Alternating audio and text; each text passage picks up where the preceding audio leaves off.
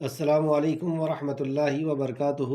الحمدللہ ان الحمدللہ نحمده ونستعینه ونستغفره ونعوذ باللہ من شرور انفسنا ومن سیئات اعمالنا من يهده الله فلا مضل له ومن يضلل الله فلا هادي له واشهد ان لا اله الا الله واشهد ان محمدا عبده ورسوله اما بعد فان خیر الحدیث کتاب اللہ وخیر الهدی هدی محمد صلی اللہ علیہ وعلى آلہ وسلم وشر الامور محدثاتها وكل محدثة بدعة وكل بدعة ضلالة وكل ضلالة في النار۔ رب اشرح لي صدري ويسر لي امري واحلل عقدة من لساني يفقهوا قولي رب زدنی علما رب زدنی علما رب زدنی علما آمین یا رب العالمین۔ ہر قسم کی تعریف اور شکر صرف اور صرف اللہ رب العزت کے لیے لائق اور زیبا ہے، جو ساری کائنات کا ایک و تنہا خالق مالک مربی اور منتظم ہے، جو ساری کائنات کو تخلیق کرنے والا، ہر مخلوق کی حفاظت کرنے والا اور ہر مخلوق کی ہر ضرورت کا پورا کرنے والا ہے۔ ہر قسم کی تعریف اور ہر قسم کا شکر صرف اور صرف اسی وحدہ لا شریک کی ذات کے لیے ہے۔ درود و سلام ہو انبیاء اکرام پر، خصوصاً نبی مکرم رحمت للعالمین امام الانبیاء محمد صلی اللہ علیہ وسلم پر اور آپ کے صحابہ پر۔ معزز سامعین اکرام، آج سورہ شورى کی آیت نمبر 44 سے کلاس رہے گی۔ اللہ رب العزت سے دعا ہے کہ اللہ رب العزت ہمیں صحیح معنوں میں قرآن مقدس کا فہم حاصل کرنے، اس پر ایمان لانے اور عمل کی بنیاد پہ لوگوں تک پہنچانے کی توفیق و رفیق عطا فرمائے، آمین یا رب العالمین۔ اعوذ باللہ من الشیطان الرجیم ومن یضلل اللہ فما له من ولی من بعدہ وتری الظالمین لما رأوا العذاب یقولون هل الی مرد من سبیل۔ اور جسے اللہ گمراہ کر دے تو اللہ کے بعد اس کے لیے کوئی کارساز نہیں، یعنی اللہ رب العزت جسے گمراہ کر دے، جسے ہدایت سے روک دے، اسے کوئی ہدایت نہیں دے سکتا، اسے کوئی راہ راست پر نہیں لا سکتا۔ تو یہ ہدایت کا اختیار صرف اور صرف اللہ رب العزت کے ذمہ ہے۔ ہمارا اور انبیاء علیہ السلام کا جو کام ہے وہ صرف یہ ہے کہ پیغام کو پہنچا دیں، اور ہمارے بھی ذمے اللہ رب العزت نے اس کام کو لگایا کہ ہم پیغام پہنچا دیں، اور کون اس پیغام سے اللہ رب العزت کسے عمل کی ہدایت دے گا، عمل کی توفیق دے نہ دے، یہ اللہ رب العزت کے اختیار میں۔ کیوں ایسا کہ اللہ رب العزت جسے چاہتا ہے اسے ہدایت دیتا ہے، جسے چاہتا ہے اسے ہدایت نہیں دیتا۔ تو اللہ رب العزت اسی شخص کو ہدایت دیتا ہے جو ہدایت کا طلبگار ہوتا ہے۔ اس کے پہلے بھی یہ آیت گزر چکی ہے کہ جو ہدایت کو طلب کرتا ہے، اللہ رب العزت سورہ شعراء کی ہی آیت نمبر 13 میں اللہ رب العزت نے اس بات کو فرمایا کہ اللہ رب العزت اسے ہدایت دیتا ہے جو اس کے طرف رجوع کرتا ہے۔ اور ویسے بھی ہم دیکھیں اللہ رب العزت کا یہ دستور ہے کہ اللہ رب العزت زبردستی اپنی عبادت کسی سے نہیں کراتا۔ جو خوشی سے اللہ رب العزت کو جان کر کے، پہچان کر کے، اس کی معرفت حاصل کر کے اس کا مطیع اور فرمانبردار ہونا چاہتا ہے، اس کی عبادت کرنا چاہتا ہے، اس کو سجدہ کرنا چاہتا ہے، اس سے دعا کرنا چاہتا ہے، تو اللہ رب العزت اسے توفیق دیتا ہے، اسے ہدایت دیتا ہے۔ اور جو اکڑ کر کے رہنا چاہتا ہے، جو اللہ رب العزت کی معرفت، اللہ رب العزت کی اطاعت اور فرمانبرداری اور عبادت اور دعا نہیں کرنا چاہتا، تو اللہ رب العزت زبردستی اپنی عبادت نہیں کراتا۔ یہ اللہ رب العزت کا قانون ہے کہ وہ جو بندہ رجوع کرتا ہے، جو اس کے طرف آتا ہے، اللہ رب العزت اس کے طرف بڑھتا ہے۔ جیسے دوسری حدیث میں بھی ہمیں ملتا ہے کہ کوئی اگر اللہ رب العزت کو یاد کرتا ہے تو اللہ بھی اسے یاد کرتا ہے، کوئی دل میں یاد کرتا ہے تو اللہ بھی اسے یاد کرتا ہے، کوئی مجلس میں یاد کرتا ہے تو اللہ بھی مجلس میں یاد کرتا ہے، کوئی چل کر کے آتا ہے تو اللہ رب العزت اس کے طرف دوڑ کے آتا ہے، کوئی ایک ہاتھ آتا ہے تو اللہ رب العزت 10 ہاتھ آتا ہے۔ مطلب بتانے کا مقصد اس پوری حدیث میں صرف یہ ہے کہ کوئی اگر اللہ کی طرف رجوع ہوتا ہے تو اللہ رب العزت اس سے زیادہ تیزی کے ساتھ اس سے رجوع ہوتا ہے، لیکن جو نہیں مڑنا چاہتا، جو اللہ کی طرف نہیں آنا چاہتا، تو اللہ رب العزت تو ساری دنیا سے بے نیاز ہے۔ اس سے دوسرا پہلو یہ بھی نکلتا ہے کہ ہم کبھی یہ نہ سوچیں کہ میں فلاں کو ہدایت دے دوں گا، یا میں اسے سمجھا پاؤں گا اور میرے سمجھانے کے بعد وہ اسلام میں آ جائے گا، یا وہ مسلمان ہی ہے لیکن وہ نماز روزہ حج اور زکوٰۃ کا پابند نہیں ہے، وہ توحید کا پابند نہیں ہے، تو میں اس کو سمجھا کر کے توحید میں لا لوں گا۔ یہ گویا کہ رب بننا ہے، کیونکہ یہ اختیار صرف اللہ رب العزت کا ہے۔ کچھ لوگ ایسا سوچتے ہیں کہ میں اس سے نکاح کر لیتی ہوں پھر اس کو میں سمجھا لوں گی، کئی شخص یہ سوچتے ہیں کہ میں نکاح کر لیتا ہوں پھر میں اس کو سمجھا لوں گا، پھر میں اس کو اسلام میں لا لوں گا یا توحید پہ لا لوں گا۔ یہ ہماری غلط فہمی ہے۔ اللہ رب العزت کے اختیار میں ہے کہ اللہ جسے چاہتا ہے اسے ہدایت دیتا ہے، اور جسے مطلب جو ہدایت کا حقدار ہوتا ہے اللہ اسے ہدایت دیتا ہے، اور جو ہدایت کا حقدار نہیں ہوتا اللہ رب العزت اسے ہدایت نہیں دیتا۔ تو یہ ہمارے گمان میں بھی کبھی نہ آئے کہ میں اسے سمجھا لوں گا اور اسے توحید پہ لا لوں گا۔ کون آئے گا نہیں آئے گا یہ اللہ کے اختیار کی بات ہے۔ تو آگے دیکھتے ہیں، اور جسے اللہ گمراہ کر دے تو اللہ کے بعد اس کے لیے کوئی کارساز نہیں ہے۔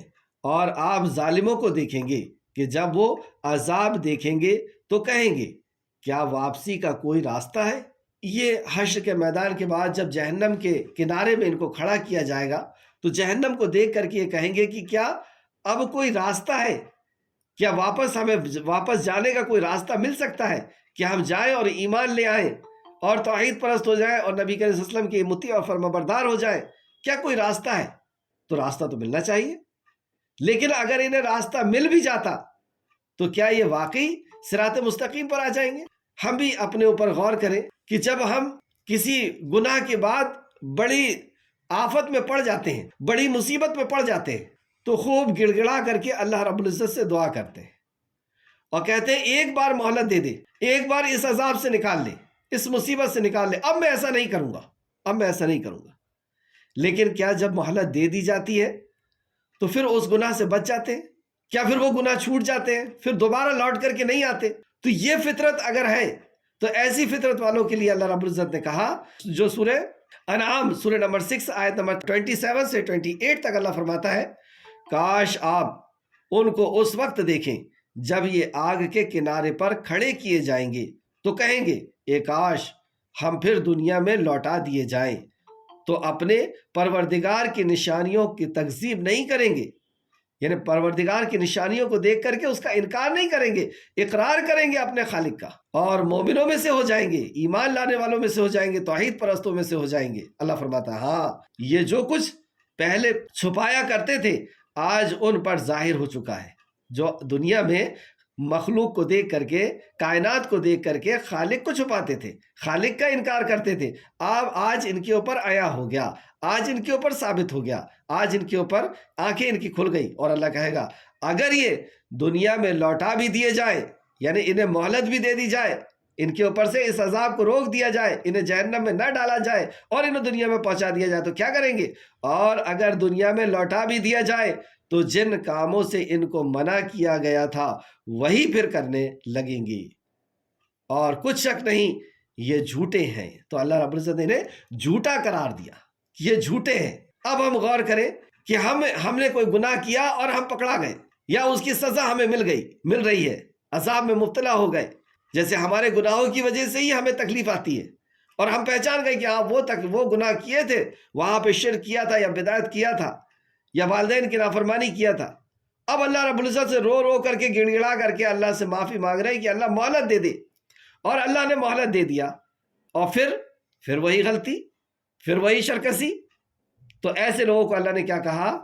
یہ جھوٹے ہیں، یہ اللہ سے وعدہ کر کے اس سے جھوٹا کر۔ اچھا، ایک دوسرا پہلو یہ بھی ہے کہ اگر کسی کے ساتھ ایسا ہوتا ہے کہ وہ غلطی کرتا ہے، اللہ سے توبہ کرتا ہے، پھر وہ غلطی کر لیتا ہے، تو وہ کیا کرے؟ پھر وہ معافی مانگے، پھر وہ معافی مانگے، یعنی اسے بار بار معافی اللہ رب العزت سے مانگتے رہنا ہے۔ آیت نمبر 45، اور آپ انہیں دیکھیں گے کہ وہ جہنم پر پیش کیے جائیں گے تو مارے ذلت کے جھکے جا رہے ہوں گے، وہ نظریں چرا کر دیکھتے ہوں گے۔ اللہ اکبر! جب وہ جہنم میں پیش کیے جائیں گے تو ذلت سے اپنے آپ کو جھکا رہے ہوں گے۔ کیوں؟ کیونکہ وہاں پہ پورے رشتہ دار ہیں، پوری خاندان کے لوگ ہیں، وہاں پہ دوست احباب ہیں، اور وہ لوگ بھی ہیں جو ان کی عزت کرتے تھے، وہ لوگ بھی ہیں جو ان کو سلام کیا کرتے تھے۔ تو ان کے سامنے اب وہ جہنم کی طرف بے عزت ہو کر کے دھتکارتے ہوئے فرشتے ان کو لے کر کے جا رہے ہیں، تو ماری ذلت کے اپنے آپ کو چھپا رہے ہیں، اور لیکن انجام بھی دیکھنا ضروری ہے، تو نظریں چرا کر کے دیکھ رہے ہیں اپنے انجام کی طرف، ترچھی نظروں سے دیکھ رہے ہیں اپنے انجام کی طرف۔ اور اللہ ہم سب کو محفوظ رکھے ایسی ذلت سے۔ اصل ذلت یہ ہے ہم دنیا کی ذلت کو ذلت سمجھتے ہیں کہ کسی کے پاس دولت نہیں ہے، عزت نہیں ہے تو وہ ذلیل ہے. نہیں، یہ ذلیل نہیں ہے. جس کے پاس آخرت میں جو ذلیل ہو گیا وہ ذلیل ہے. دیکھیں آگے اللہ رب العزت آگے کیا فرماتا ہے. اب اس دن حشر کے میدان میں جو لوگ ایمان لائے تھے وہ کہیں گے بے شک خسارہ پانے والے تو وہی لوگ ہیں جنہوں نے روز قیامت اپنے آپ کو اور اپنے گھر والوں کو خسارے میں ڈالا. اب وہ بتائیں گے کہ ہاں یہ حقیقت ہے کہ دنیا میں ہم جسے کامیابی سمجھتے تھے وہی کامیابی نکلی، اور ناکامیابی جسے سمجھتے تھے وہی ناکامیابی نکلی. دنیا میں کامیابی یہ مومن کس چیز کو سمجھتے تھے؟ اللہ رب العزت کے حکم کو پورا کرنے کو یہ کامیابی سمجھتے تھے کہ جس نے اللہ رب العزت کے مطابق نبی کے مطابق زندگی جیا وہ کامیاب ہو پائے گا. اور یہ پھر اب وہ کہیں گے کہ یہ خسارہ اٹھانے والے ہیں، یہ ناکام ہونے والے لوگ ہیں. ہم کامیاب کس کو سمجھتے ہیں؟ کہ جس کے پاس دولت ہے، جس کے پاس شہرت ہے وہ کامیاب ہے. لیکن کامیاب وہ ہے جس نے اللہ روخی زندگی جی لیا، جس نے اللہ کے حکم کے مطابق زندگی جی لیا. تو جو لوگ ایمان لائے تھے وہ کہیں گے بے شک خسارہ پانے والے یعنی نقصان اٹھانے والے وہ لوگ ہیں جنہوں نے روز قیامت یعنی قیامت کے روز، قیامت کے دن اپنے آپ کو اور اپنے گھر والوں کو خسارے میں ڈالا. تو جو سردار ہوتا ہے اس کے ماتحت گھر کے جو لوگ ہوتے ہیں وہ بھی جیسا سردار ہوتا ہے ویسی اس کے ماتحت لوگ بھی اکثر و بیشتر ہوا کرتے ہیں. تو یہ خود غلط تھا، تو اس کے ماتحت جو لوگ تھے ان کو بھی اس نے اسی راستے پر لے کے چلا گیا اور یہ اپنے آپ کو برباد کر دیا. اس لیے کہا نا کو انفسکم واہلیکم نارا قودھا الناس والحجارہ، بچاؤ اپنے آپ کو اور اپنے اہل و عیال کو اس آگ سے جس کا ایندھن، جس کی فیول، جس کا جلاؤ چیزیں انسان اور پتھر ہے. انسان اور پتھر سے اس آگ کو سلگایا گیا ہے. اس آگ سے بچائیں اپنے آپ کو اور اپنے اہل و عیال کو. تو جو اپنے آپ کو نہیں بچاتا وہ اپنے اہل و عیال کی بھی فکر نہیں کرتا. تو یہ وہ شخص تھا جو خسارے میں پڑا کہ خود بھی گیا اور اپنے اہل و عیال کو بھی لے کے گیا. آگاہ رہو، خبردار ہو جاؤ. اللہ کہہ کر کے اللہ نے خطاب کیا، بلا شبہ ظالم لوگ ہی دائمی عذاب میں ہوں گے. بلا شبہ اس میں کوئی شک نہیں کہ ظالم لوگ ہی، ظالم جس نے حق ادا نہ کیا. ظلم کی پریبھاشا، ظلم کی تعریف کیا ہے؟ کسی چیز کو اس کے مقام پر نہ رکھنا.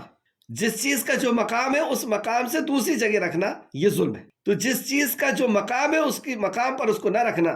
تو سب سے بڑا ظلم کیا؟ کہ اللہ کا جو مقام ہے وہ اللہ کو نہ دینا، اللہ کا جو حق ہے وہ اللہ کو نہ دینا، اللہ کی مخلوق کو دینا. یہ سب سے بڑا ظلم. ان الشرک لظلم عظیم. اور پھر اس کے بعد انبیاء علیہ السلام کا یا نبی کریم صلی اللہ علیہ وسلم کا قرآن کا حق، اور مخلوق کے اندر اپنے والدین کا حق، اور جس نے جس کا حق نہیں دیا تو یہ ظالم ہے، اور ظالموں کا ہمیشہ کی جہنم کا وعید سنائی گئی. آیت نمبر 46، اور ان کے لیے اللہ کے سوا کوئی ایسا دوست نہ ہوگا جو ان کی مدد کر سکے.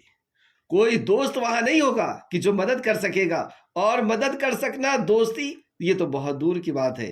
کوئی ایسا بھی نہیں ہوگا جو اس کے حال سنے گا، جو اس کی مصیبت اور اس کی پریشانی، اس کی گھبراہٹ اور اس کی بے چینی پر اس کو دلاسا دے گا. کوئی ایسا بھی نہ مل سکے گا. جبکہ سارے رشتہ دار ہوں گے آس پاس، جو ابھی دنیا میں پاس میں رہتے ہیں، اور جو ابھی دنیا میں جتنا پاس میں رہتے ہیں حشر کے میدان میں بھی اتنے ہی پاس میں ہوں گے. لیکن لوگ ایک دوسرے کو دیکھ کر کے بھاگیں گے. بیوی اپنے شوہر کو دیکھ کر کے، شوہر اپنی بیوی کو، بچہ اپنی ماں کو دیکھ کر کے، ماں اپنے بچے کو دیکھ کر کے بھاگیں گے کہ کہیں مجھ سے یہ ایک نیکی نہ لے لے، مجھ سے نیکی کا مطالبہ نہ کرے. ایسا نفسا نفسی کا عالم ہوگا کہ کوئی کسی کا پرسان حال نہیں ہوگا. اللہ اس دن کا یقین ہمارے دلوں کے اندر بٹھا دے. اللہ اس دن کا یقین ہمارے دلوں کے اندر بٹھا دے. پورے ہمارے اعمال کی جو بگاڑ ہے اس کی وجہ یہی ہے کہ آخرت کے دن کا یقین ہمارے ہاں بہت کمزور ہے. جتنا زیادہ یہ دل میں مضبوط ہوگا آخرت کا یقین، اتنے ہی زیادہ ہمارے اعمال کے اندر بدلاؤ آئے گا، ہماری زندگی کے اندر انقلاب آئے گا. تو اللہ فرماتا ہے اور ان کے لیے اللہ کے سوا کوئی ایسا دوست نہیں ہوگا جو ان کی مدد کر سکے، اور جسے اللہ گمراہ کر دے اس کے لیے ہدایت کا کوئی راستہ ہی نہیں. جسے اللہ گمراہ کر دے اسے کوئی راہ راست نہیں دکھا سکتا، اسے کوئی ہدایت نہیں دے سکتا، کیونکہ وہ حقدار نہیں ہے ہدایت کا. وہ چاہتا نہیں ہے ہدایت پہ آنا، وہ چاہتا نہیں ہے اللہ کی عبادت کرنا، وہ چاہتا نہیں ہے اللہ کی اطاعت کرنا، اسی لیے اللہ رب العزت نے بھی اسے توفیق سے محروم کر دیا۔ یہ ظلم نہیں ہے، یہ انسان کا اپنا ظلم ہے۔ اللہ رب العزت تو رحیم ہے، اللہ تو فرماتا ہے کہ مجھے عذاب دے کر کے کیا ملے گا۔ اللہ رب العزت کی رحمت تو بہانہ تلاشتی ہے کہ تو کچھ کر اور میں تجھے ہدایت دے دوں، تو کچھ کر اور میں تجھے بخش دوں۔ اللہ کی رحمت تو بہانہ تلاشتی ہے۔ انسان توبہ نہیں کرتا، توبہ کا صرف ارادہ کرتا ہے، اور توبہ نصوحہ کا ارادہ کرتا ہے، سچی اور خالص توبہ کا ارادہ کرتا ہے، اور اللہ رب العزت اس کے ارادے پر فیصلہ فرما کر کے، یہ دیکھ لیں آپ، کیا یہ بات اس بات کی دلیل نہیں ہے کہ اللہ رب العزت کی رحمت بہانہ تلاشتی ہے کہ میں کیسے بندے کو بخش دوں، کیسے بندے کو جنت کے اندر داخل کر دوں۔ آیت دیکھیں، آیت نمبر 47، تم اپنے رب کا فرمان قبول کر لو، تم اس کی ندا پر آواز دے دو، تم اس کے پکارنے پر لبیک کہہ دو، استجیبوا لربکم، تم اپنے رب کا فرمان قبول کر لو اس سے پہلے کہ اللہ کے طرف سے وہ دن آ جائے جو کسی طرح بھی ٹالا نہیں جا سکتا۔ تم اس کے حکم پر یا تم اس کی ندا پر آواز لبیک کہہ دو، تم اپنے رب کا فرمان قبول کر لو۔ کیا فرمان ہے رب کا؟ مکی صورت ہے، کیا فرمان تھا رب کا؟ کہ نبی کو نبی تسلیم کر لو، آخرت کے دن پر یقین کر لو، اور رب کو واحد جان لو۔ سب سے پہلا تو یہی تھا کہ رب کو واحد جان لو، اللہ کو ایک مان لو کہ وہی خالق ہے، وہی مالک ہے، وہی مربی ہے، وہی منتظم ہے، وہی رحمان ہے، وہی رحیم ہے، وہی رزق کا دینے والا ہے، وہی زندگی اور موت کا دینے والا ہے، وہی عزت اور ذلت کا دینے والا ہے۔ اس کو مان لو اپنا کارساز، اس کو مان لو اپنی بگڑی بنانے والا، اور اس کو مان لو اپنی مصیبتوں کا دور کرنے والا، اپنی ضرورتوں کا پورا کرنے والا۔ تو تم اپنے رب کے فرمان کو قبول کر لو، ورنہ کیا ہوگا؟ اس سے پہلے کہ اللہ کی طرف سے وہ دن آ جائے جس کے طرف لوٹنا آ جائے جو کسی طرح بھی ٹالا نہیں جا سکتا۔ مطلب وہ دن آ جائے جو دن کسی طرح نہیں ٹالا جائے گا، یعنی موت کا فرشتہ اگر آ گیا تو پھر دنیا کے بڑے سے بڑے ڈاکٹرز ہوں، دولت کا انبار لگا ہوا ہو، پوری خاندان مل کر کے روکنا چاہ رہی ہے، پوری فوج لگی ہوئی ہے، کوئی نہیں روک سکتا۔ اس دن، اس منٹ اور اس سیکنڈ کو کوئی نہیں ٹال سکتا۔ تو وہ منٹ، وہ سیکنڈ آ جائے، وہ موت کا فرشتہ آ جائے، موت کا وقت آ جائے، اس کے پہلے پہلے اللہ کی ندا پر لبیک کہہ دو، اللہ کی دعوت کو قبول کر لو، اللہ کے دین کو قبول کر لو، نبی کی رسالت کو اور آخرت کو تسلیم کر لو۔ آیت کو پھر سے دیکھیں، تم اپنے رب کا فرمان قبول کر لو اس سے پہلے کہ اللہ کی طرف سے وہ دن آ جائے جو کسی طرح بھی ٹالا نہیں جا سکتا۔ اس دن تمہارے لیے کوئی جائے پناہ نہیں۔ اس دن جب وہ دن آ جائے گا، یہ قیامت کا دن بھی ہے کہ اس دن جب وہ آ جائے گا تو کوئی جائے پناہ نہیں ہوگی، اور نہ تم اپنے گناہوں کا انکار ہی کر سکو گی۔ تم سے اپنے گناہوں کا انکار بھی نہیں بن پڑے گا۔ مطلب وہ جب دن آ جائے گا، یہاں پہ قیامت کے دن سے مراد ہے کہ جب وہ قیامت کا دن آ جائے گا تو تم سے پھر وہ انکار کرنے کی بھی راستہ تمہیں نہیں ملے گا۔ کیسے راستہ نہیں ملے گا؟ انکار، انسان تو یہ کہہ سکتا ہے کہ میں نے تو یہ عمل کیا ہی نہیں تھا، میں نے شرک و بدعت نہیں کیا تھا، میں نے نبی کی نافرمانی نہیں کی تھی۔ تو وہاں پر نام اعمال بھی ہوگا، فرشتے بھی ہوں گے، اور خود خالق کائنات ہوگا گواہ۔ اس کا بھی اگر انکار کر دے گا تو اللہ رب العزت اس کے جسموں سے بلوا دے گا، اس کے کان، آنکھ اور دل، یا اس کے جسم، اس کی کھالیں، اس کی اسکن تک اس کو گواہی دیں گی۔ تو اس لیے یہاں پہ فرمایا، اور نہ تم سے گناہوں کا انکار بھی نہیں بن پڑے گا۔ وہ ایسا دن ہوگا، تو اس دن کے آنے کے پہلے پہلے تم توبہ کر لو، اس دن کے آنے کے پہلے پہلے اپنے رب کو قبول کر لو، اپنے رب کی ندا کو قبول کر لو۔ آیت نمبر 48، پھر اگر وہ اعراض کریں، اگر وہ اس کا انکار کرتے ہیں، نہیں قبول کرتے اللہ رب العزت کے فرمان کو، پھر اگر وہ اعراض کریں، انکار کریں، تو اے نبی کریم صلی اللہ علیہ وسلم، ہم نے آپ کو ان پر کوئی نگران بنا کر نہیں بھیجا، ہم نے آپ کو ان کے اوپر کوئی نگران بنا کر کے نہیں بھیجا۔ آپ کے ذمے تو پہنچا دینا ہے، آپ کا کام کیا ہے؟ صرف پہنچا دینا، پیغام کو، اللہ رب العزت کے پیغام کو پہنچا دینا ہے، اور حساب اللہ رب العزت لے گا۔ دوسری جگہ اللہ نے فرمایا کہ حساب میں لوں گا۔ اب آپ بتائیں کہ پیغام آ گیا اور حساب اللہ لینے والا ہے۔ جیسے کوئی آپ کو پیسے دے اور حساب لے کوئی اور ایسی یہاں پہ اللہ رب العزت نے ہدایت انبیاء کے ذریعے سے پہنچا دی، اور آج ہمارے پاس علماء کے ذریعے سے، کتابوں کے ذریعے سے ہم تک یہ دین پہنچ گیا۔ اور اب حساب کون لے گا؟ اب خالق کائنات حساب لے گا، اور اس کا حساب ذرے ذرے کا اللہ رب العزت حساب لے گا۔ تو آپ کے ذمے تو پہنچا دینا ہے، اور بلا شبہ جب ہم انسان کو اپنی رحمت کا مزہ چکھاتے ہیں تو وہ اس پر اترانے لگتا ہے۔ اللہ جب اپنی رحمت کا مزہ چکھاتا ہے، یعنی اسے جوانی دیتا ہے، دولت دیتا ہے، عزت دیتا ہے، شہرت دیتا ہے، تو وہ اترانے لگتا ہے، یعنی وہ اللہ رب العزت کا شکر نہیں کرتا، اس کے اندر ندامت، اس کے اندر انکساری نہیں ہوتی، وہ اکڑنے لگتا ہے، اس کی چال کے اندر فرق ہو جاتا ہے، اس کے لباس کے اندر فرق آ جاتا ہے، اس کی بات کے اندر فرق آ جاتا ہے، ہر چیز میں غرور اور تکبر جھلکتا ہے، وہ اللہ رب العزت کا شکر گزار نہیں ہوتا۔ وہ ساری دولت اور عزت اور شہرت کو یہ سمجھتا ہے کہ اس نے اپنے علم کے ذریعے سے، اس نے اپنی طاقت اور صلاحیت کے ذریعے سے اس کو کمایا ہے، اور اس لیے اس کے اندر تکبر پیدا کرتا ہے، وہ اللہ کا شکر نہیں کرتا۔ تو یہاں فرمایا، اور بلا شبہ جب ہم انسان کو اپنی رحمت کا مزہ چکھاتے ہیں تو وہ اس پر اترانے لگتا ہے، اور اگر انہیں ان کے کرتوتوں کی وجہ سے کوئی تکلیف پہنچتی ہے تو بلا شبہ انسان بہت ہی ناشکرا ہو جاتا ہے۔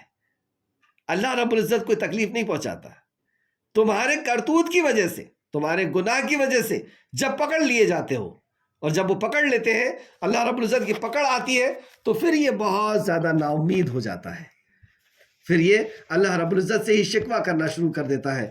یہ تو ہے اللہ کا حق کے بارے میں۔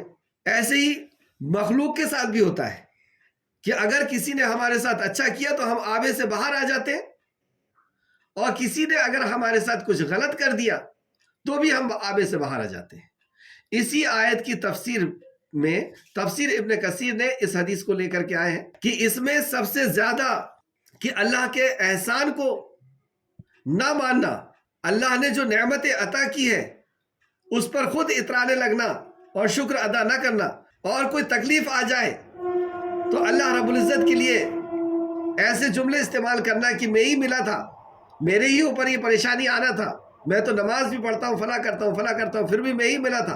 تو یہ انسان کرتا ہے، اور آپس میں بھی ہم کسی کے ساتھ احسان سلوک کر رہے ہیں، اور کوئی ہمارے ساتھ احسان سلوک کر رہا ہے، اور اس کے احسان سلوک کے ساتھ اگر کچھ ذرا سی بھی کم زیادہ ہو گیا تو ہم اس کے سارے احسان سلوک کو بھول جاتے ہیں، سارے احسان سلوک کو بھول جاتے ہیں۔ اور اس میں سب سے زیادہ خواتین ہوا کرتی ہیں کہ وہ احسان سلوک کو بہت جلدی بھول کر کے اور لان تان کرنا شروع کر دیتی ہیں۔ اس تعلق سے ایک حدیث سماعت فرمائے، عبداللہ بن عمر رضی اللہ عنہ بیان کرتے ہیں کہ رسول اللہ صلی اللہ علیہ وسلم نے عورتوں سے فرمایا، اے عورتوں کی جماعت، اے عورتوں کی جماعت، صدقہ دیا کرو، یعنی اللہ رب العزت کے راستے میں خرچ کیا کرو، صدقہ دیا کرو، اور کثرت سے استغفار کیا کرو، کثرت سے اللہ رب العزت سے توبہ کیا کرو، استغفار کیا کرو، کیونکہ میں نے تمہیں جہنم میں زیادہ تعداد میں دیکھا ہے، میں نے تمہیں جہنم میں زیادہ تعداد میں دیکھا ہے۔ یہ ہے معراج کا واقعہ۔ ان میں سے ایک عقل مند عورت نے پوچھا، یا رسول اللہ، کیا سبب ہے، کیا وجہ ہے، کیا سبب ہے کہ ہماری تعداد جہنم میں زیادہ ہے؟ آپ صلی اللہ علیہ وسلم نے فرمایا، وہ لعن تان بہتان زیادہ کرتی ہیں۔ کیا کیا؟ لعن تان اور بہتان زیادہ کرتی ہیں، اور خاوند کی ناشکری کرتی ہیں، خاوند کی ناشکری کرتی ہیں۔ بخاری میں ہے کہ آپ صلی اللہ علیہ وسلم نے فرمایا، امام بخاری نے اس حدیث کو لایا، اس میں یہ الفاظ ہے، آپ صلی اللہ علیہ وسلم نے فرمایا، وہ شوہر کی ناشکری کرتی ہیں اور ان کے احسان کا انکار کرتی ہیں۔ اگر تم ان میں سے کسی ایک کے ساتھ عمر بھر بھی حسن سلوک کا معاملہ کرو، پھر بھی تمہارے طرف سے کوئی چیز اس کے لیے ناگوار خاطر ہو تو وہ کہہ دیں گی، میں نے تو تجھ سے کبھی کوئی راحت نہیں پائی۔ زندگی بھر شوہر، اب غور کریں آپ کیا کرتا ہے شوہر، صبح سے شام تک در در کوئی کاروبار کر رہا ہے یا بزنس کر رہا ہے، تو گرمی ہے، ٹھنڈ ہے، بارش ہے، لوگوں سے ملنا ہے، بات کرنا ہے، پیسے کمانا ہے، اور کما کر کے کیا کرتا ہے؟ وہ لا کر کے گھر کی مالکن کے ہاتھ میں دے دیتا ہے، گھر کی مالکن اسے جیسا چاہتی ہے اپنے بچوں کے اوپر، اپنے اوپر، اس کے اوپر خرچ کرتی ہے۔ زندگی بھر وہ اسی طریقے سے کولو کے بیل کی طرح دوڑتا رہتا ہے، لیکن ایک دن اس کے مزاج کے خلاف اگر مرد نے کوئی کام کر دیا تو وہ قوام بن جائے گی۔ اب مرد قوام نہیں ہے، اور پھر وہ کہے گی کیا دیا ہی ہو تم نے، پوری زندگی میری تباہ کر دی ہے، میرے باپ نے کہا تمہارے گلے میں باندھ دیا، میری زندگی برباد ہو گئی، فلاں ہو گئی۔ یہ چیز اللہ رب العزت کو اتنی ناگوار گزرتی ہے کہ اللہ رب العزت اس کی بنیاد پر نبی مکرم نے فرمایا کہ میں نے تمہیں جہنم میں زیادہ دیکھا ہوں۔ اس کا یہ مطلب نہیں ہے کہ صدقہ دے کر کے اور کثرت سے استغفار ہی کرتے رہو۔ اس سے استغفار کا مطلب ہی ہے نا کہ ہم رک جائیں ایسی چیز سے کہ کبھی کوئی خرق عادت چیز یا مزاج کے خلاف کوئی بات ہو جائے تو ہم اسے برداشت کریں۔ اللہ ایسی مومنہ عورتوں میں ساری بہنوں کو داخل فرمائے، آمین یا رب العالمین۔ آیت نمبر 49، للہ ملک السماوات والارض، آسمانوں اور زمین کی بادشاہی اللہ ہی کے لیے ہے۔ اب یہاں پہ اللہ رب العزت اپنی تخلیق کا نظارہ کروا رہا ہے کہ آسمانوں اور زمین کی بادشاہی اللہ ہی کے لیے، کوئی اور بادشاہ نہیں ہے، کوئی اور کارساز نہیں ہے، کوئی اور مالک نہیں ہے، کوئی اور بندہ نواز نہیں ہے، بندے کو نوازنے والا نہیں ہے۔ تو آسمانوں اور زمین کی بادشاہی اللہ ہی کی ہے، وہ جسے چاہے پیدا کرتا ہے، جسے چاہے پیدا کرتا ہے، جیسی مخلوق چاہے ویسی مخلوق پیدا کرتا ہے، سبحان اللہ۔ جسے چاہے صرف بیٹیاں عطا کرتا ہے اور جسے چاہے صرف بیٹے عطا کرتا ہے، یا ان کو بیٹا اور بیٹی ملا کر دیتا ہے، اور جسے چاہے بے اولاد رکھتا ہے۔ بے شک وہ خوب جاننے والا، بہت قدرت والا ہے، قدرت ہے اور وہی جاننے والا ہے، اور وہ طے کرتا ہے کہ کسے بیٹا دینا ہے، کسی بیٹی دینا ہے۔ تو یہاں پہ سب سے پہلے بیٹی کا ذکر کیا گیا، اس سے بیٹی کی فضیلت پتہ چلتی ہے۔ جیسے اللہ رب نے کہا کہ ماں اور باپ کے ساتھ احسان سلوک کرو، تو اس سے پتہ چلا کہ ماں کا حق زیادہ ہے، باپ کا اس کے بعد ہے۔ یہاں پر بھی کہا کہ میں جسے چاہوں بیٹیاں دوں، میں جسے چاہوں بیٹا دوں، تو اس سے پتہ چلا کہ بیٹی کا حق زیادہ ہے۔ یہ دوسری حدیث سے بھی ہم کو اصل میں پتہ چلتا ہے، وہاں سے میں نے اس کو لیا ہے کہ جس کے پاس 2 بیٹیاں ہو یا 3 بیٹیاں ہو اور اس کی وہ صحیح طریقے سے کفالت کرے، یعنی اسلامی شریعت کے حساب سے اس کو ڈھالے، اس کو شریعت کے پابند بنائے، اس کی ایسی تربیت کرے، تو نبی مکرم نے فرمایا کہ وہ جنت میں میرے ساتھ ہوگا۔ ایک صحابی نے پوچھا یا رسول اللہ جس کی 2 بیٹیاں ہو، تو آپ نے فرمایا کہ وہ بھی۔ تو جس کی 2 بیٹیاں ہو اور اس نے شریعت کے حساب سے اس کی تربیت کیا اور شریعت پہ اسے ڈھال دیا، تو وہ اللہ رب العزت کے نزدیک ایسا ہو اور نبی مکرم کے ساتھ ہوگا۔ تو اس سے پتہ چلا کہ بیٹی کا مقام زیادہ ہے۔ اچھا، دوسرا یہ کہ 4 انسان کی 4 کیفیت کا اللہ رب العزت نے ذکر کیا، اور دوسری جگہ سے ہمیں ملتا ہے کہ 4 پیدائشوں کا بھی اللہ رب العزت نے ذکر کیا ہے۔ 4 کیفیت کیسی کہ جسے چاہتا ہے بیٹیاں ہی بیٹیاں دیتا ہے، جیسے حضرت لوط علیہ السلام۔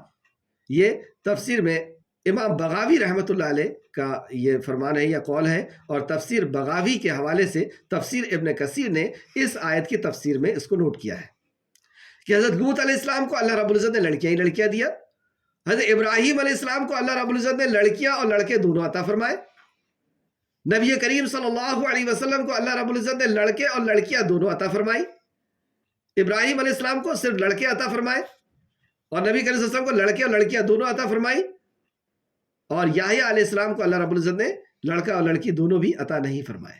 پیدائش کی 4 شکلیں کون کون سی ہیں؟ ایک تو وہ کہ آدم علیہ السلام کو اللہ رب العزت نے بغیر ماں اور بغیر باپ کے پیدا کیا، بغیر ماں باپ کے پیدا کیا۔ حوا علیہ السلام کو پسلی سے پیدا کیا، ہڈی سے پیدا کیا، اور عیسیٰ علیہ السلام کو بغیر باپ کے پیدا کیا، اور دوسرے انسانوں کو ماں اور باپ دونوں کے ملے جلے نطفے سے پیدا کیا۔ آیت نمبر 51، اور یہ کسی بشر کے لائق نہیں کہ اللہ اس سے کلام کرے۔ اللہ اس سے کلام کرے یعنی اس کا اللہ رب العزت کا کوئی دیدار کرے، اللہ اس سے کلام کرے براہ راست، کہ وہ اللہ رب العزت کا دیدار کرے اور اللہ رب العزت اس سے بات کرے، یہ کسی انسان کے، اللہ نے فرمایا، اور یہ کسی بشر یعنی کسی انسان کے لائق نہیں کہ اللہ اس سے کلام کرے۔ تو اللہ رب العزت کو دیدار، اللہ کے دیدار کے لیے وہ اللہ رب العزت نے وہ آنکھ کے اندر، دنیا کی آنکھ کے اندر وہ تاب نہیں رکھی کہ اللہ رب العزت کا دیدار ہو جائے۔ جنت میں وہ آنکھ دی جائے گی جس آنکھ سے اللہ رب العزت کا دیدار ہوگا، اور یہ صرف جنتیوں کو ملے گا۔ جنت کا نام ہی جنت اس لیے ہے کہ وہاں پہ خالق کائنات کا دیدار ہے۔ تو جنت میں ایسی آنکھ دی جائے گی جس سے اللہ رب العزت کا دیدار ہوگا. دنیا میں ایسی آنکھ نہیں دی گئی کہ جس سے اللہ رب العزت کا دیدار ہو جائے اور اس سے کلام ہو. تو پھر کلام کی کیا شکلیں ہیں، وحی کی کیا شکلیں ہیں؟ تو وہ شکلیں اللہ نے فرمایا مگر الہام، دل میں القاء کرنا، الہام کے ذریعے سے اللہ رب العزت کلام کرتا ہے. اور بھی دوسرے شکلیں ہیں. تو یہ الہام جیسے موسیٰ علیہ السلام کی والدہ سے اللہ رب العزت نے الہام کیا تھا.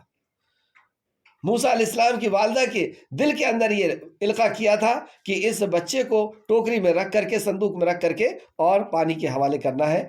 اس طریقے سے نبی کریم صلی اللہ علیہ وسلم سے تفسیر ابن کثیر جلد نمبر 5 صفحہ نمبر 374 رسول اللہ صلی اللہ علیہ وسلم نے فرمایا روح القدس نے میرے دل میں یہ بات پھونکی ہے، وہی القاء کی ہے، پھونکی ہے کہ کوئی نفس اس وقت تک ہرگز فوت نہیں ہوگا. مطلب کوئی انسان اس وقت تک نہیں مرے گا، کوئی نفس کا لفظ ہے، یعنی کوئی روح، کوئی بھی ایسی چیز جو جیو ہے، جو زندہ ہے، وہ مرے گا نہیں. نفس اس وقت تک ہرگز فوت نہیں ہوگا جب تک وہ اپنا رزق اور عمر کو پورا نہیں کر لیتا، جب تک وہ اپنا کھانا نہیں کھا لے گا اور جب تک اپنی عمر کی آخری سانس پوری نہیں کر لے گا، آخری نوالا نہیں کھا لے گا، جب تک وہ مر نہیں سکتا. خبردار، پس تم اللہ تعالیٰ سے ڈرو اور اچھے طریقے سے رزق تلاش کرو، کیونکہ رزق تو وہی مل رہا ہے جو اللہ نے لکھ دیا ہے. تو اس کو اچھے طریقے سے تلاش کرو، یعنی حلال طریقے سے تلاش کرو. تو یہ شکل تھی جو نبی مکرم فرمایا روح القدس یعنی جبرائیل علیہ السلام نے میرے دل میں یہ بات پھونک دی ہے، یعنی القاء کر دی ہے. تو یہ پہلی قسم اللہ نے بتائی. مگر الہام یعنی دل کے اندر بات کا ڈال دینا، یا پردے کے پیچھے سے اللہ رب العزت نے موسیٰ علیہ السلام سے کلام کیا، موسیٰ علیہ السلام سے بات کیا. اور جب موسیٰ علیہ السلام سے بات ہوئی تو بات کے شوق کے بعد موسیٰ علیہ السلام نے کہا کہ اللہ میں تیرا دیدار کرنا چاہتا ہوں. لیکن موسیٰ علیہ السلام کو منع کیا گیا کہ آپ دیدار کتاب نہیں رکھ پائیں گے. تو دیدار نہیں تھا. اللہ رب العزت نے پردے کے پیچھے سے اللہ نے بات کیا. وہ کیسا پردہ تھا اللہ عالم، اللہ ہی بہتر جانتا ہے. کیونکہ اللہ رب العزت کہاں ہے؟ اللہ عرش پر ہے. اللہ عرش پر مستوی ہے، اور عرش پر ہوتے ہوئے بھی اللہ رب العزت نے ایک پیڑ کے پیچھے سے، جو کوہ طور کے پہاڑ میں جو پیڑ ہے اس کے پیچھے سے اللہ رب العزت نے موسیٰ علیہ السلام سے خطاب کیا. آج اس سائنس اور ٹیکنالوجی کے دور میں اس بات کو ہم سمجھ سکتے ہیں کہ کوئی شخص امریکہ میں بیٹھا ہوا ہے اور وہ یہاں پہ ہم سے بات کرتا ہے کسی موبائل کے ذریعے سے، کسی آلے کے ذریعے سے. تو اللہ رب العزت نے یہ تصور پہلے ہی بتا دیا کہ اس طریقے سے بھی اللہ رب العزت ہر چیز پہ قادر ہے. لیکن ایک صحیح حدیث ملتی ہے ہم کو ترمذی شریف کی، حدیث نمبر 3010، کہ رسول اللہ صلی اللہ علیہ وسلم نے فرمایا کہ حضرت جابر بن عبداللہ سے فرمایا تھا، حضرت جابر بن عبداللہ سے فرمایا تھا اللہ تعالیٰ نے ہر شخص سے پردہ کلام فرمایا ہے مگر تمہارے والد سے آمنے سامنے کلام فرمایا. نبی کریم صلی اللہ علیہ وسلم نے حضرت عبداللہ بن جابر رضی اللہ عنہ سے کہا تھا کہ ہر کسی سے اللہ رب العزت نے پردے کے پیچھے سے کلام کیا ہے، یعنی انبیاء سے پردے کے پیچھے سے کلام کیا ہے، لیکن تمہارے والد سے یعنی جابر رضی اللہ عنہ سے آمنے سامنے کلام کیا. تو یہ بات یاد رہے. حضرت عبداللہ غزوہ احد میں شہید ہوئے تھے، اور لیکن یہ اس حدیث کا تعلق عالم برزخ سے ہے. وہ جنت میں تھے اور جنت کا انہیں لباس یا جنت کا انہیں جسم عطا کیا گیا تھا. اور پھر جب انہوں نے یہ خواہش ظاہر کی اللہ رب العزت سے کہ اللہ میں یہ چاہتا ہوں کہ میری قوم کو، میرے بعد والوں کو یہ پتہ چل جائے کہ اللہ تو نے مجھے اتنا اچھا مقام و مرتبہ عطا کیا ہے، تو اللہ رب العزت نے ان سے آمنے سامنے کلام کیا تھا اور کہا تھا کہ اچھا تم یہ چاہتے ہو کہ تمہاری خاندان والوں کو غزوہ احد، سمجھ رہے ہیں، غزوہ احد میں یہ شہید ہوئے تھے حضرت عبداللہ، اور ان کے بیٹے حضرت جابر رضی اللہ عنہ بہت مایوس حالت میں نبی کریم صلی اللہ علیہ وسلم کے پاس پہنچے اور کہا کہ کیا بات ہے، کس چیز نے آپ کو مایوس کیا؟ تو کہا میرے والد شہید ہو گئے اور ان کے پیچھے بہت ساری ذمہ داریاں ہیں، یعنی بہت سے میرے بھائی بہن ہیں. تو نبی کریم صلی اللہ علیہ وسلم نے انہیں بٹھایا اور کہا کہ اللہ رب العزت پردے سے کلام کرتا ہے لیکن تمہارے والد سے آمنے سامنے کلام کیا، اور تمہارے والد نے یہ پچھلی کلاس میں یہ واقعہ پورا گزر چکا ہے کہ انہوں نے اللہ رب العزت سے یہ اپنی درخواست پیش کی تھی کہ اللہ تو نے مجھے یہ مقام و مرتبہ عطا کیا، مجھے عزت والوں میں کیا، میں یہ چاہتا ہوں کہ میرے پیچھے والے اس بات کو جان لیں، یعنی مکہ کے لوگ اس بات کو جان لیں، یا مدینہ کے لوگ یا مومن لوگ اس بات کو جان لیں، مدینہ کے لوگ۔ تو اللہ رب العزت نے کہا اچھا یہ خواہش ہم تمہاری پہنچائیں گے۔ تو اس ذریعے سے اللہ رب العزت نے نبی کریم صلی اللہ علیہ وسلم کے ذریعے سے اس بات کو پہنچا دیا کہ اللہ رب العزت نے ان کے مقام و مرتبے کو اتنا بلند کیا۔ تو یہ جنت کی آنکھیں تھی اور یہ برزخی زندگی کا معاملہ ہے۔ دنیا کی آنکھیں اللہ رب العزت کے دیدار کا تعاب نہیں رکھتی ہیں۔ تو الہام کے ذریعے سے یا پردے کے پیچھے سے یا فرشتہ بھیج کر کے، اور تیسری شکل کیا ہے کہ فرشتہ یعنی جبرائیل علیہ السلام انسان کی شکل میں آ کر کے یا خود اپنی شکل میں آ کر کے اور بات کرتے ہیں، اور وہ فرشتہ اللہ کے حکم سے جو اللہ چاہتا ہے وہی کرتا ہے، اللہ کے حکم سے جو اللہ چاہتا ہے وہ وہی کرتا ہے۔ بلا شبہ وہ بلند مرتبہ خوب حکمت والا ہے۔ اللہ رب العزت بلند مرتبہ اور حکمت والا ہے۔ یہ بھی آپ صلی اللہ علیہ وسلم کی صداقت کی ایک دلیل ہے کہ کوئی مسئلہ نبی مکرم کے پاس آیا اور آپ کہتے ہیں کہ میں اسے پھر بتاؤں گا انشاءاللہ، اور اچانک وحی کا سلسلہ شروع ہوتا ہے، آپ اپنی گردن کو جھکا لیتے ہیں، صحابہ سمجھ جاتے ہیں کہ وحی آ رہی ہے اور صحابہ بھی اپنی گردن کو جھکا لیتے ہیں۔ کچھ وقت کے بعد نبی مکرم صلی اللہ علیہ وسلم اپنے مبارک سر کو اٹھاتے ہیں اور کہتے ہیں کہ جبرائیل آئے تھے اور یہ خبر دے کر گئے۔ اب وہ مسئلہ جو اٹکا ہوا تھا اس کا حل مل گیا، جو سوال کیا گیا تھا اس کا حل مل گیا، اور ایسا کلام جو کلام نہ کسی نے سنا، نہ جس کا توڑ مکہ اور مدینہ والوں کے پاس تھا، تو ایسی چیز پہ وہ نازل ہوتی تھی۔ تو یہ بھی ایک بہت بڑی صداقت کی دلیل ہے، نبی مکرم کے صادق ہونے کی دلیل ہے کہ آپ کے پاس ایسی وحی آتی تھی کہ کوئی صحابہ کو نہ آواز آتی تھی نہ جبرائیل دکھتے تھے، لیکن مسئلے کا حل ہو جاتا تھا۔ سبحان اللہ۔ آیت نمبر 52، اور اسی طرح ہم نے آپ کے طرف اپنے حکم سے ایک روح یعنی قرآن کی وحی کی۔ سبحان اللہ۔ اسی طرح ہم نے آپ کے طرف ایک روح کی وحی کی، قرآن کو روح کہا۔ دیکھیں آپ، جس طرح انسان کے جسم میں روح کام کرتی ہے اسی طرح انسان کے جسم میں قرآن کام کرتا ہے۔ انسان کے جسم میں اگر روح نہیں تو اس کے اندر کوئی حرارت نہیں، نہ وہ بات کر سکتا ہے، نہ بول سکتا ہے، نہ سن سکتا ہے، نہ پکڑ سکتا ہے، نہ چل سکتا ہے، کوئی حرارت نہیں۔ روح نکل گئی، جسم ٹھنڈا ہو گیا، اب وہ کسی کام کا نہیں۔ اسے یا تو جلا دیا جائے یا اسے دفنا دیا جائے، اسے گھر سے فوراً نکالو، اب وہ کسی لائق نہیں بچا، کسی لائق نہیں بچا۔ اسی طریقے سے جس انسان کے اندر روح ہے یعنی وہ زندہ ہے، اسی طریقے سے جس انسان کے اندر قرآن ہے اس کے اندر انسانیت ہے، اس کے اندر ہمدردی ہے، اس کے اندر محبت ہے، اس کے اندر حقوق کی پاسبانی ہے، اس کے اندر حقوق کو ادا کرنے کی صلاحیت ہے، اس کے اندر حق کو ادا کرنے کی صلاحیت یا حق کو ادا کرنے کی اس کے پاس توفیق ہے۔ ورنہ یہ قرآن جس کے اندر ہے مطلب وہی زندہ ہے، ورنہ وہ جانور سے بھی بدترین زندگی ہے اس کی، کیونکہ اسے نہیں پتا کہ والدین کے کیا حقوق ہیں، اسے نہیں پتا کہ بیوی اور بچوں کے کیا حق ہے، اسے نہیں پتا کہ ایک ناگرک کا کیا حق ہے، اسے نہیں پتا کہ کاروبار کیسے کرنا ہے، اسے نہیں پتا کہ کیا کھانا ہے کیا نہیں کھانا، کیا پینا ہے کیا نہیں پینا، کیا پہننا ہے کیا نہیں پہننا، اور جانور سے بھی بدترین زندگی جیتا رہتا ہے۔ شراب پی کر کے کبھی نالی میں پڑا ہوا ہے، کسی کو مار کر کے جوتے کھا رہا ہے، کبھی چوری کر کے وہ پٹ رہا ہے، اس طریقے سے وہ تباہ اور برباد ہے۔ اور جس کے اندر قرآن ہے اس کے اندر زندگی ہے، اس کے اندر حرارت ہے۔ آپ دیکھیں وہ معزز لوگ جن کے اندر واقعی قرآن تھا، ہمارے اندر کیا ہے وہ ہم خود جانتے ہیں کہ کتنا قرآن ہے ہمارے اندر۔ قرآن ہے سے مراد یہ ہے کہ قرآن کا عمل ہے، اس پہ عمل کی ہدایت ہے، ورنہ وہ تو صرف ایک خبر ہے جو ہم تک پہنچ گئی ہے، ایک میسج ہے جو ہم تک پہنچ گیا ہے۔ تو وہ 313 تھے جو شروع میں جو صحابہ تھے، آپ دیکھیں پوری دنیا کے اندر کیسا انقلاب پیدا کیا انہوں نے۔ یہ تھی روح، یہ قرآن کی روح جن کے اندر آئی تھی۔ اللہ ہم سب کے اندر وہ داخل فرما دے۔ اے اللہ ہم سب کے اندر، اے اللہ ہم سوال کرتے ہیں تجھ سے کہ اس روح کو ہم تک پہنچا دے، آمین یا رب العالمین۔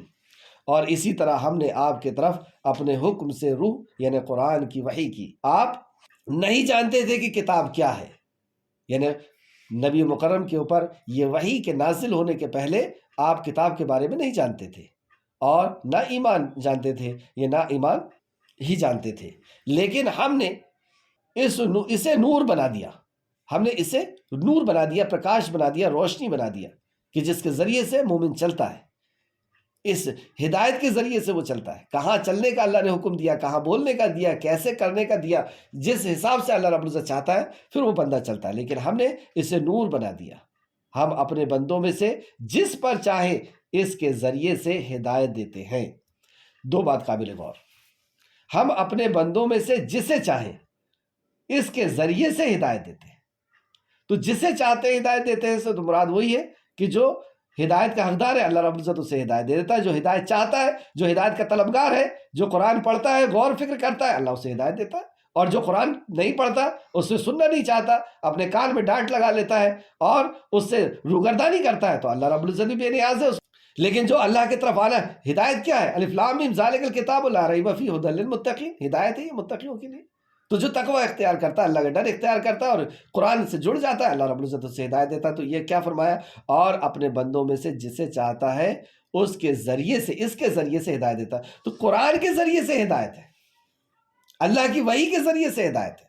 اگر ہم یہ چاہتے ہیں کہ ہمیں ہدایت مل جائے یا ہمارے کسی رشتہ دار کو ہدایت مل جائے، فلاں کو ہدایت مل جائے، تو ہمیں کس سے جوڑنا ہوگا؟ اس کو قرآن سے جوڑنا ہوگا، کیونکہ قرآن میں اللہ نے فرمایا ہدایت ہے۔ جیسے ہم یہ چاہیں کہ پیاس بجھ جائے، تو پیاس بجھانے کی صلاحیت اللہ نے کس چیز میں رکھی؟ پانی میں۔ ہم مٹھائی کھائیں گے تو پیاس نہیں بجھے گی۔ کھانا، بھوک مٹانے کی صلاحیت اللہ نے کھانے میں رکھی، پانی پیتے رہیں گے تو بھوک نہیں مٹے گی۔ تو ہدایت اگر ہم چاہتے ہیں تو ھدی للناس، ہدایت ہے لوگوں کے لیے قرآن میں۔ تو یہاں فرمایا ہم اپنے بندوں میں سے جسے چاہتے ہیں اس کے ذریعے سے ہدایت دیتے ہیں۔ اچھا، اب ہدایت مل گئی، ہدایت آ گئی، عمل کی ہدایت آ گئی، علم بھی آ گیا، وحی کا علم اور اس پہ عمل کی توفیق۔ یہ ہے وہ ہدایت جو ہدایت کامیاب کرے گی، جو سکسیس کرتی ہے۔ تو یہ ہدایت مل گئی، اب کیا کریں؟ وحی کا علم بھی آ گیا، اس پہ عمل کی توفیق بھی ہو گئی، اب کیا کرنا ہے؟ تو آگے سنیں، اور بلا شبہ آپ سیدھے راستے ہی کی طرف رہنمائی کرتے ہیں۔ اب نبی کریم صلی اللہ علیہ وسلم کا کام کیا ہو گیا کہ پہلے آپ نہ وحی جانتے تھے، کتاب کیا ہے یہ نہیں جانتے تھے، ایمان نہیں کیا ہے نہیں جانتے تھے، لیکن ہم نے اس نور کو آپ کی طرف پہنچایا، اور ہم اپنے بندوں میں سے جسے چاہتے ہیں اس کے ذریعے سے ہدایت دیتے ہیں۔ اب یہ آ گیا تھا، تو پھر نبی کریم صلی اللہ علیہ وسلم کا کام کیا تھا؟ صرف ایک ہی کام تھا، اور بلا شبہ آپ سیدھے راستے ہی کی طرف رہنمائی کرتے تھے۔ تو اب آپ لوگوں کو راہ راست کی طرف بلاتے تھے، سیدھے راستے کی طرف بلاتے تھے، صراط مستقیم کی طرف بلاتے تھے۔ وہ راستہ جو راستہ اللہ رب العزت تک پہنچتا ہے، جو راستہ اللہ کی رضا کا ہے، جو راستہ جنت کا ہے، جو راستہ ہمیشہ ہمیشہ کی کامیابی کا ہے، دنیا اور آخرت کی کامیابی کا ہے۔ اور وہ راستہ کون سا ہے؟ اس کی وضاحت کیا، اس اللہ کے راستے کی طرف جو آسمان اور زمین کی ہر چیز کا مالک ہے، اس رب کے راستے کی طرف، سبحان اللہ، اس رب کے راستے کی طرف جو آسمان اور زمین کی ہر چیز کا مالک ہے، اس کی معرفت، اس کے راستے کی طرف، اس کو پانے کے لیے، اس کو راضی کرنے کے راستے کی طرف۔ آگاہ رہو، خبردار ہو جاؤ، آگاہ رہو، اللہ ہی کی طرف تمام معاملات لوٹتے ہیں۔ خبردار ہو جاؤ، تمام معاملات اللہ ہی کی طرف لوٹتے ہیں۔ جو بھی ہمارے معاملات ہیں وہ سارے کے سارے اللہ رب العزت کی طرف ہی لوٹتے ہیں۔ یہاں پہ سورہ شورى مکمل ہوئی۔ آج کی کلاس کے تعلق سے چند نقاط۔ رکوع نمبر 6 تھا، مقصد زندگی ہمیں کیا پتہ چلا؟ سیدھے راستے کی طرف رہنمائی کرنا، سیدھے راستے کی طرف رہنمائی کرنا یعنی اللہ رب العزت کے دین کی طرف، اور دین میں سب سے پہلی چیز توحید کی طرف، اور توحید ہی ہماری پیدائش کا مقصد ہے، انفرادی طور پر اور اجتماعی طور پر اس توحید کو لوگوں تک پہنچانا۔ کنتم خیر امت، تم ایک بہترین امت ہو، کنتم خیر امت اخرجت للناس، جو نکالی گئی ہے ناس کے لیے، لوگوں کے لیے۔ کیا کرتے ہو تم؟ کیا کام ہے تمہارا؟ کیوں نکالا گیا ہے؟ کیا ہے تمہاری پیدائش کا مقصد؟ تأمرون بالمعروف وتنہون عن المنکر، تو معروف کا حکم دو، برائی سے روکو، منکر سے روکو، اور معروف میں سب سے بڑا معروف توحید۔ تو اجتماعی طور پر امت ہونے کی حیثیت سے ہماری پیدائش کا مقصد اس پیغام کو پہنچانا، اور انفرادی طور پر اس پیغام کو قبول کرنا اور اس پر عمل کرنا۔ تو آیت نمبر 52 میں ہمیں مقصد پتہ چلا، سیدھے راستے کی طرف رہنمائی کرنا ہے۔ جب یہ ہدایت ہم تک آ چکی ہے تو ہم اس پر عمل کریں اور اس صراط مستقیم کو دوسروں تک پہنچائیں۔ اللہ ہمارا رب ہے۔ اللہ کے تعلق سے آج کی آیتوں میں ہم نے کیا جانا؟ نمبر 1، جس کو اللہ تعالیٰ گمراہ کر دے تو اس کے بعد اس کا کوئی حامی و مددگار نہیں۔ اللہ اگر جسے گمراہ کر دے ہم اس کو ہدایت نہیں دے سکتے، آیت نمبر 44 میں تھا۔ دوسرا، اللہ تعالیٰ کے عذاب کے بعد واپس کی کوئی سبیل نہیں۔ اللہ رب العزت جب عذاب کے سامنے کھڑا کر دے گا، جہنم میں ڈال دے گا، واپسی کی کوئی سبیل نہیں، واپسی کا کوئی راستہ نہیں، آیت نمبر 44۔ تیسرا، اللہ تعالیٰ کے مقابلے میں ان کی مدد پر آنے والا کوئی حامی و مددگار نہیں۔ اللہ رب العزت کی جب پکڑ آئے گی تو کوئی حامی، کوئی مددگار حشر کے میدان میں نہیں ملنے والا، آیت نمبر 46۔ چوتھا، اللہ تعالیٰ کے لیے آسمان اور زمین کی بادشاہی ہے، وہی بادشاہ ہے، آیت نمبر 49۔ پانچواں، مان لو اپنے رب کے پکار پر لبیک کہو، مطلب مان لو اور اپنے رب کی پکار پر لبیک کہہ دیں، اس نے ندا لگائی، ہم اس بات کو قبول کر لیں، سورہ شورى آیت نمبر 47۔ چھٹواں، اللہ تعالیٰ جو کچھ چاہتا ہے پیدا کرتا ہے، آیت نمبر 49۔ جو چاہتا ہے، جیسی مخلوق چاہتا ہے ویسی پیدا کرتا ہے۔ آپ دیکھ سکتے ہیں کیسی کیسی مخلوق اللہ رب العزت نے پیدا کی ہے۔ ساتواں، اللہ تعالیٰ سب کچھ جاننے والا اور قدرت رکھنے والا ہے، آیت نمبر 50۔ سب کچھ جاننے والا بھی ہے اور ساری قدرت کا مالک ہے، آیت نمبر 50۔ آٹھواں، کسی انسان کی یہ طاقت نہیں کہ اللہ تعالیٰ اس سے کلام کرے، کسی انسان کی یہ طاقت نہیں ہے کہ اللہ اس سے براہ راست کلام کرے یا وہ اللہ کا دیدار کرے، آیت نمبر 51۔ نواں، اللہ تعالیٰ برتر اور دانا ہے، آیت نمبر 51۔ دسواں، اللہ تعالیٰ نے وہی کو روشنی بنایا ہے، وہی کو روشنی بنایا، علم بنایا، آیت نمبر 52۔ 52۔ 11واں، سارے معاملات اللہ تعالیٰ ہی کے طرف لوٹتے ہیں، آیت نمبر 53۔ رسول اللہ صلی اللہ علیہ وسلم ہمارے رہنما ہیں، رسول اللہ صلی اللہ علیہ وسلم نے اللہ تعالیٰ کا پیغام پہنچایا، آیت نمبر 52۔ اور یہ گواہی کس نے دی؟ خود خالق کائنات نے دی کہ آپ نے اس پیغام کو پہنچایا، آیت نمبر 52 کی روشنی میں۔ دوسرا، رب کی پکار پر لبیک کہنا سکھایا کہ کیسے رب کی پکار ہوگی اور لبیک کہنا ہے، آیت نمبر 47۔ تیسرا، سیدھے راستے کی طرف رہنمائی کرنا سکھایا، آیت نمبر 52 کی۔ کامیاب لوگوں کے رویے، کامیاب لوگ کون ہیں، کون سکسیس ہوں گے اس دنیا اور اس دنیا میں؟ اللہ تعالیٰ کا پیغام پہنچا دینا، اللہ تعالیٰ کا پیغام پہنچانے والے، آیت نمبر 52 کی روشنی میں۔ رب کی پکار پر لبیک کہنے والے، آیت نمبر 47۔ تیسرا، اللہ تعالیٰ کی کتاب سے ہدایت پانے والے، یعنی اللہ تعالیٰ کی کتاب میں جو معاملے ہیں، جو بات ہے، جو احکام و مسائل ہیں، اس ہدایت کو قبول کرنا، یعنی اس پر عمل کرنے والے، آیت نمبر 52 کی روشنی۔ چوتھا، سیدھے راستے کی طرف رہنمائی کرنے والے، آیت نمبر 52 کی روشنی میں۔ ناکام ہونے والے لوگ، ناکام ہونے والے لوگوں کے رویے، نمبر 1، گمراہ ہونا، یعنی صحیح راستہ ہے لیکن اس کے باوجود بھی اس راستے کو چھوڑ کر کے شیطان کی قدموں کی پیروی کر رہے ہیں، اس کے حساب سے چل رہے ہیں، آیت نمبر 46 کی روشنی میں۔ دوسرا، ناشکر ہونا، آیت نمبر 48 میں تھا، ناشکر ہونا۔ تیسرا، حق سے منہ پھیرنا، آیت نمبر 48 کی روشنی میں، حق سے منہ پھیرنا۔ آپ کچھ کر لیں، وہی کی روشنی سے تاحیات خود فائدہ اٹھانا ہے اور دوسروں تک یہ روشنی پہنچانی ہے۔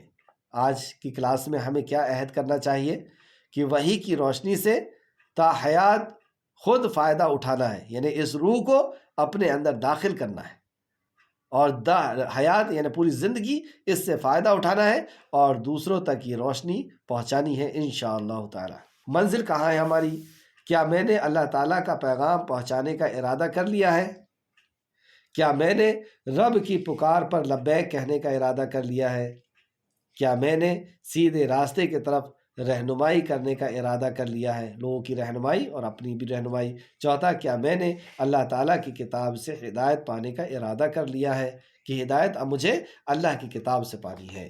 آخر میں دعا ہے کہ اللہ رب العزت جو کچھ بھی ہم نے پڑھا اس پہ ہمیں مزید غور و فکر کرنے اور اس پر ایمان لانے اور عمل کی بنیاد پہ لوگوں تک پہنچانے کی توفیق اور رفیق عطا فرما۔ اے خالق مالک، جب تک ہمیں زندہ رکھ، ایمان اور عمل صالح کے ساتھ اخلاص کے ساتھ عمل کرنے کی توفیق عطا فرما اور ہمارا انجام کار نیک وکاروں کے ساتھ کر دے، آمین یا رب العالمین۔ السلام علیکم ورحمۃ اللہ وبرکاتہ۔